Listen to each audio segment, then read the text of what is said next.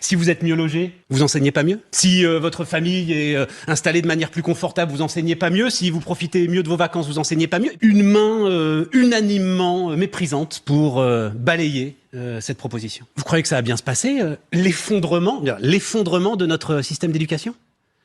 Parce que c'est bien ça qui se passe, c'est un effondrement. Il y a tous les classements internationaux, etc. Les Albanais sont meilleurs en maths que nous, enfin bref.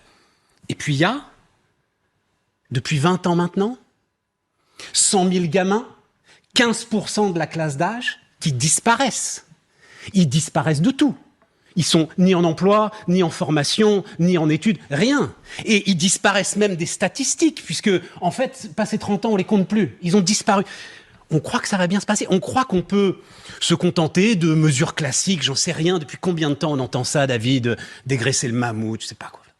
On peut se contenter d'effets de manche pour essayer de rétablir l'effondrement de ce système d'éducation. Alors on me dit, ah oui, d'accord, ok, mais c'est pas en augmentant les profs que on va régler le problème, hein, c'est pas une question d'argent. Cette blague.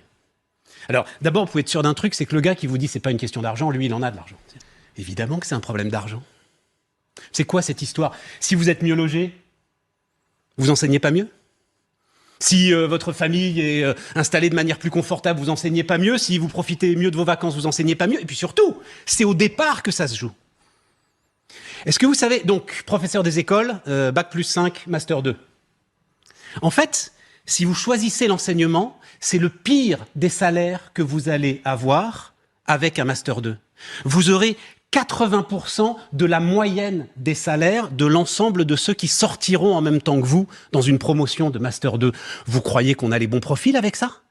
Vous croyez qu'on se donne tous les moyens d'essayer de redresser l'éducation nationale? Donc non seulement c'est une question d'argent, mais c'est d'abord une question d'argent. C'est-à-dire, tant que vous ne réglez pas cette question-là, alors vous pouvez réformer tout ce que vous voudrez. Ce qui me met hors de moi, pardon, c'est qu'en fait, c'est pas si cher, il suffit de réfléchir